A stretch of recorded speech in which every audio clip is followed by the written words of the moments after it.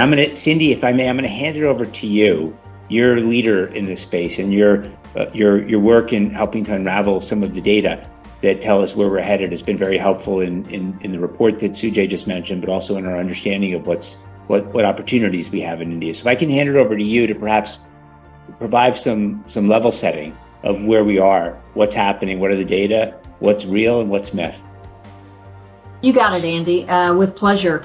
So I'll start off with a few statistics and data sets regarding the volume of clinical trials in India, as well as identifying some of the concerns, namely startup timelines, regulatory approval timelines, and quality.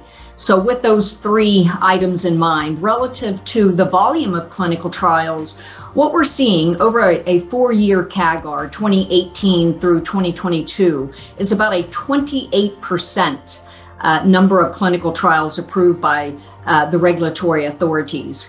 Now, while 2021 through 2022, we saw a slowdown, there was still a positive increase of about 1.4% of net new incremental trials in India. But importantly, that's against the backdrop of an overall global industry decline by 2% in the number of new starts of clinical trials around the globe. So that's an important metric. And we're also seeing citations like Frost & Sullivan reports, Grandview Research Market reports highlighting that there is an intended or forecast of about an 8% CAGR through 2025, 2030. And of course, when we think about, okay, what are those therapeutic areas, as Sujay mentioned, we're seeing an incredible increase in global and local trials relative to oncology, CNS, IDV, cardiovascular, to name a few of the growthiest numbers of new clinical trials. But then getting into some of the concerns that we're hearing from our sponsors and corroborating some of these concerns with data sets, startup timelines in particular. And what we're seeing is that a very positive influence of the NDCT regulations that were issued in 2019. In fact, we're seeing startup timelines for India that are now very comparable with the timelines from other key regions. And again, these timelines, regulatory approvals of on average about 100 days, and very similar to those on par with the timelines of other key countries like US for central IRB sites, UK, Poland, Bulgaria, to name a few. But regulatory timelines, debunking that myth, but also there's concerns about quality. And what do the data tell us there?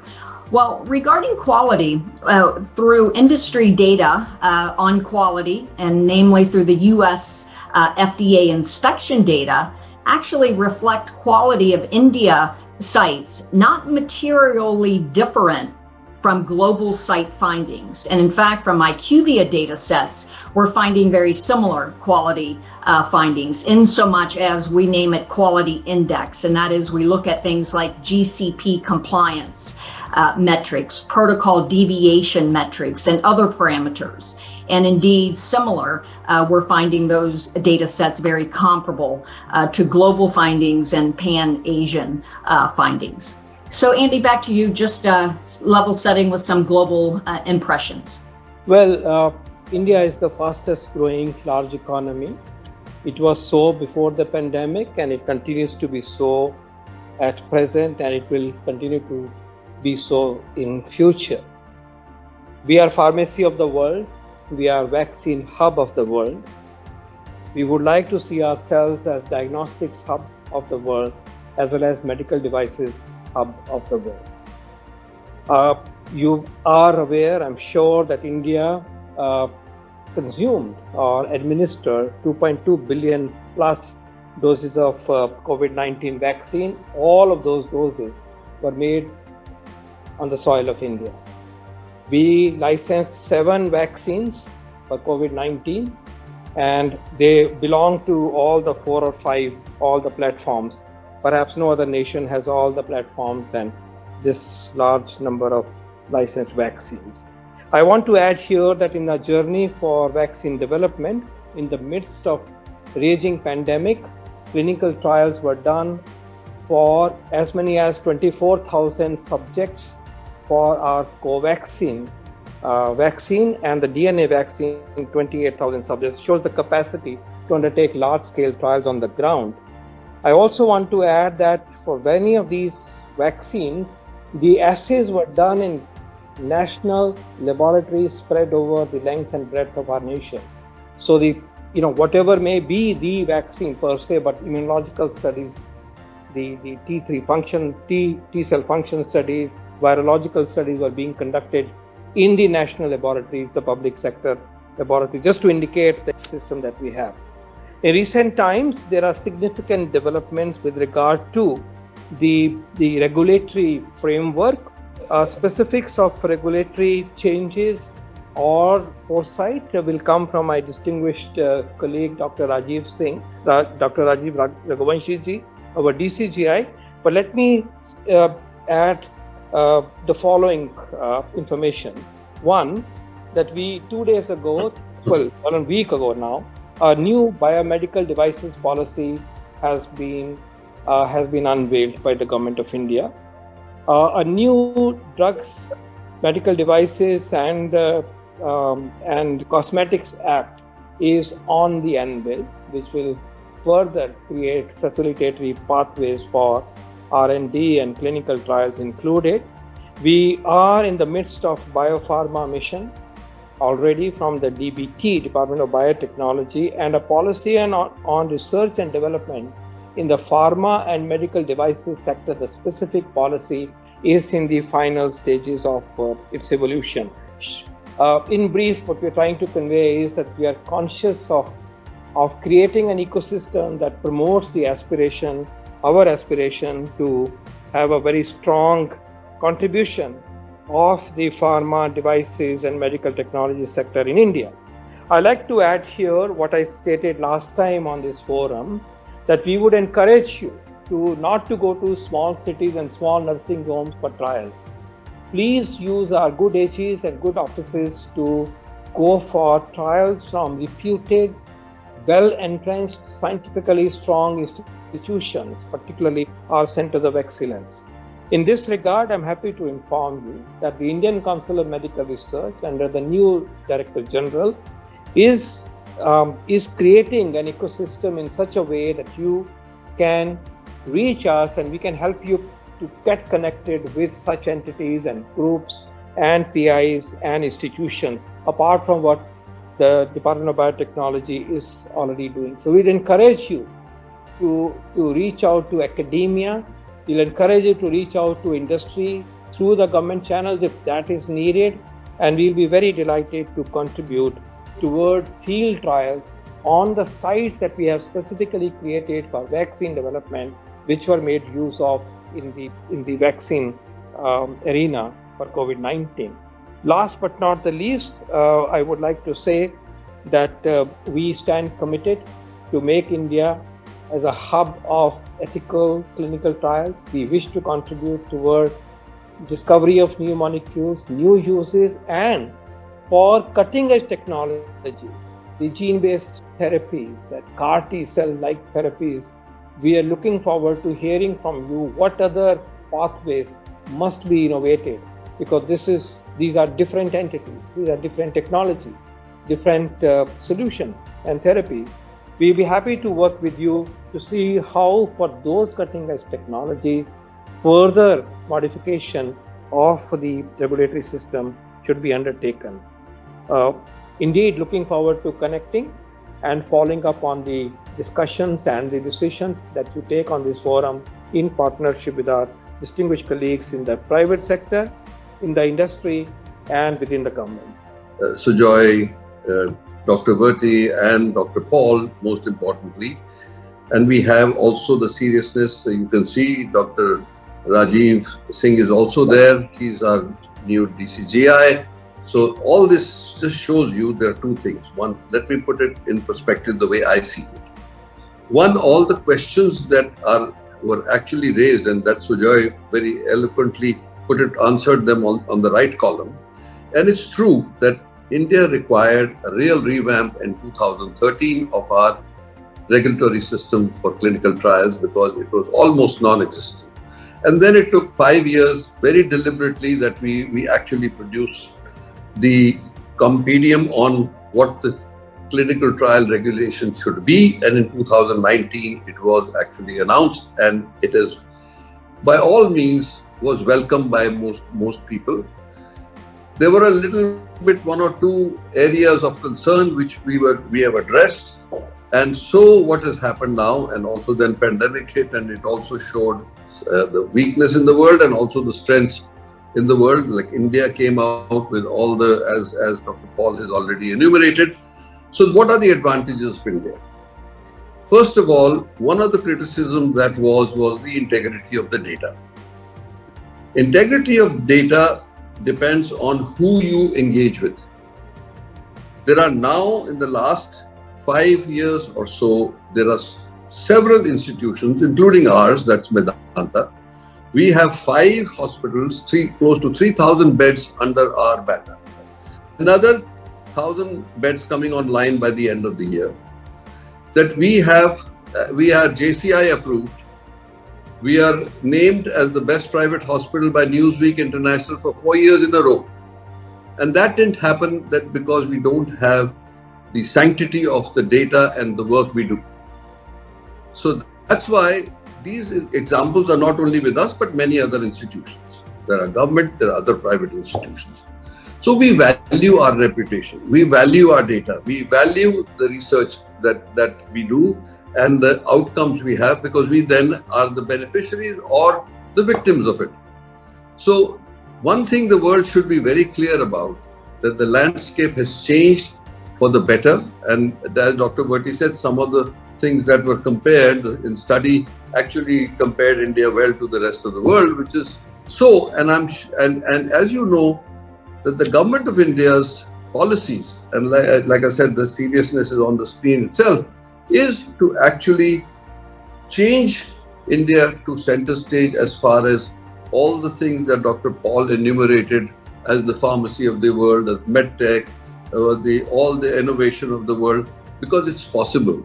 We have the IT structures, we have the brains, we have the will to do it, and now we have the facilities, and we also are blessed with the most diverse gene pool. So having made a case for it, we can tell you that the government is actually encouraging a lot of research also. The Department of Biotechnology has given us many trials for Medanta. They are very closely monitored and the data integrity checked on its own. The ICMR has approved many of our trials and followed and evaluated our data. So one, I can make a pitch for Medanta, but I'm making a pitch for India, because we are not alone in this situation. And I think that whole figure of 4% of the world trials being done in India could be changed to the advantage of the world in very short order. So thank you for this opportunity and the possibility of stating just in sequence of what has been said before, and then said, let's enhance it, because we have some great advantages which the rest of the world doesn't. India has 95% of preventable deaths, but only 5% of the trials come to India, which is a pity. With the highest FDA approved manufacturing units, the best speaking English doctors around, we still don't have the trials. So it is for you and the US people to see, and the platform has been very well set. At ILBS, the Institute for Liver and Biliary Sciences, we have a monthly ethics committee, and we have just done the 100. In 10 years, we have 100 such meetings, the largest number of clinical trials. For example, for Novartis, the Bio-025, and for the other NASH trials, GLP-1, we are the largest recruiters in the world. Now, I have few suggestions and thoughts.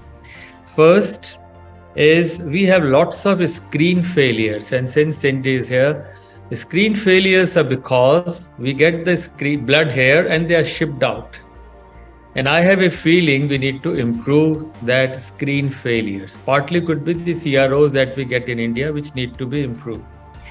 Second, we have a problem of which we can solve is going to different cities. And as Dr. Paul also said we can have city clusters like Delhi, like for example Mumbai, and city clusters you can have a large network that we regularly follow.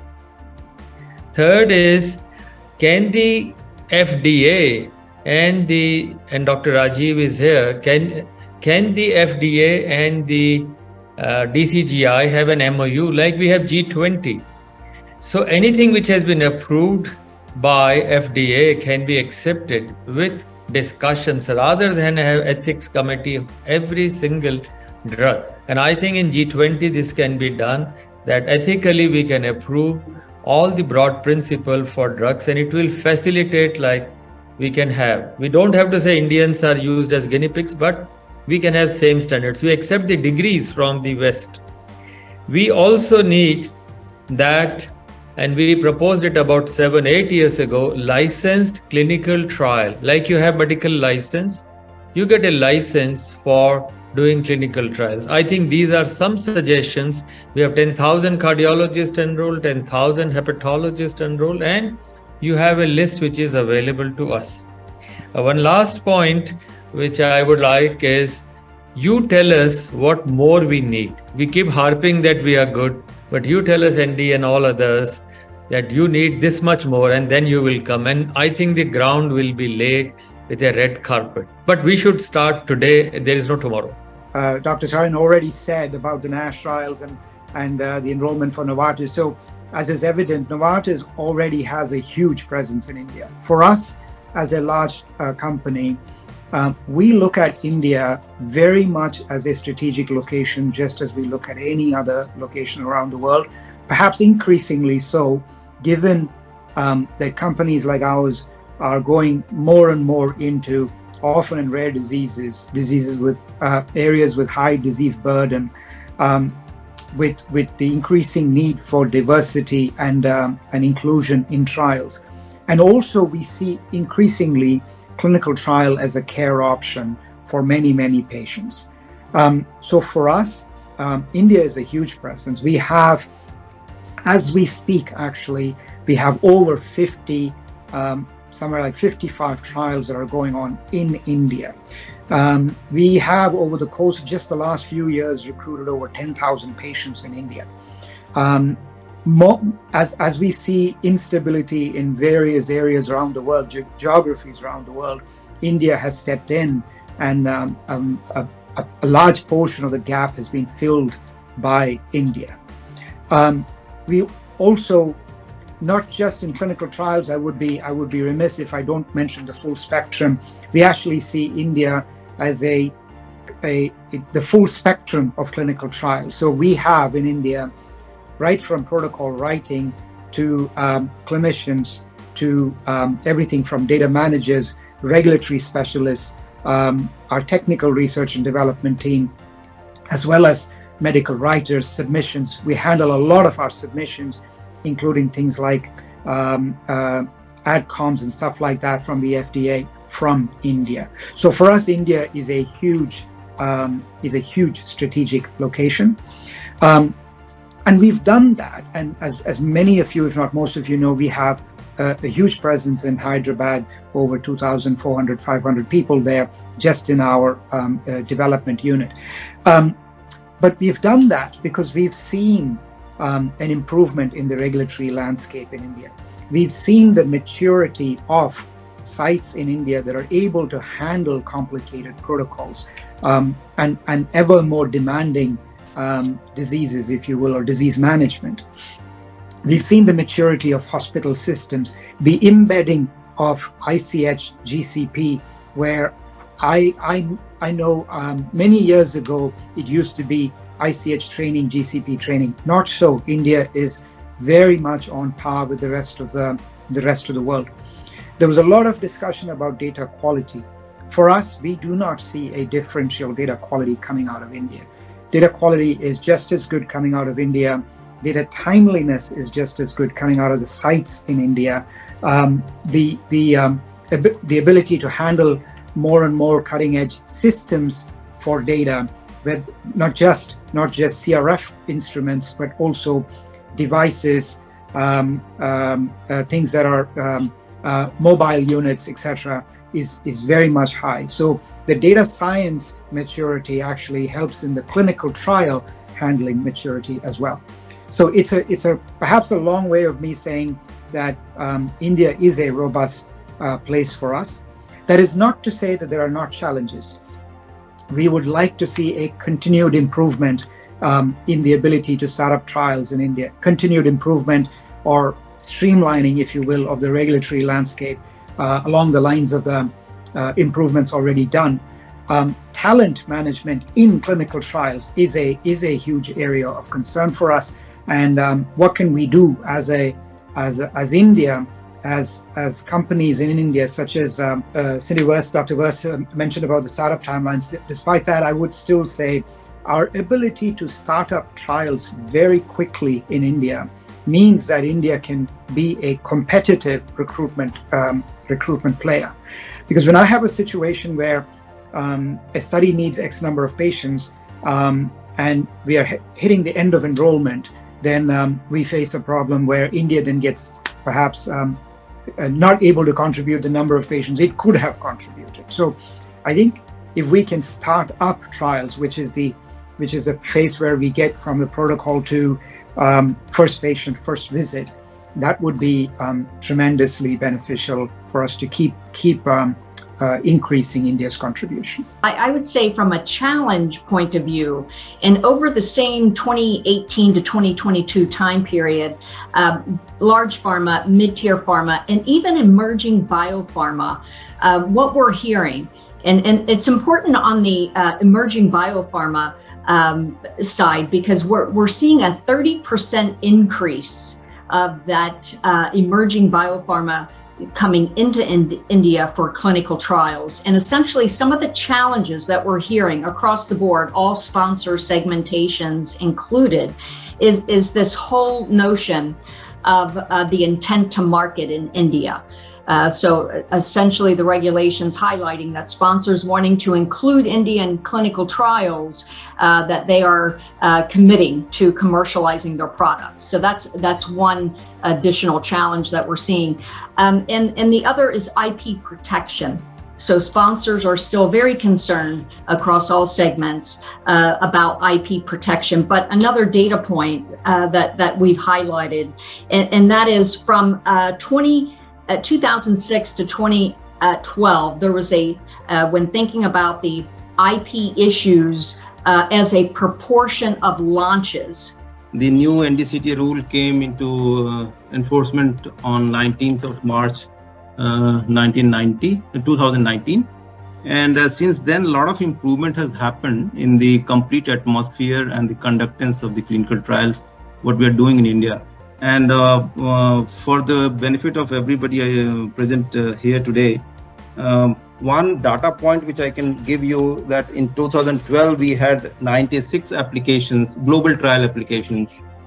These are not the domestic trial applications. And by December of 2022, we had 186 global trial applications. So it was more than double in about 5 years. And I think the same trend will increase in terms of whatever NOC we granted.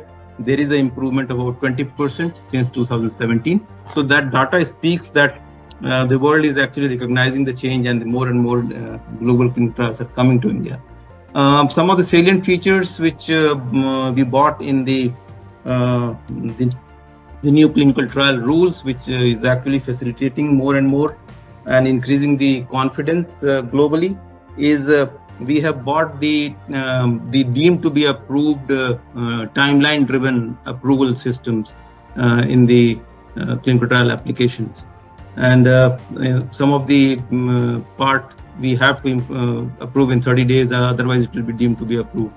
And similarly, in some of the sections, is 90 days is the time period which is given to regulator. The academic trials, we do not need the CDSCO permission. It can be done locally through the ethics committee of the hospital or the institute doing it. So that we have completely separated from CDSCO permissions. The provisions of accelerated approval is there in specific cases of rare diseases. And similarly, there are many new provisions which we brought in the new trials, and it actually gels with the Government of India's intent to keep the position of pharmacy of the world and increase the confidence of the world towards India in the pharmaceutical domain. And we are always available. I recently joined, but the organization has become much more open now. Anybody can approach me or my colleagues, and we respond and we give these suggestions wherever is required.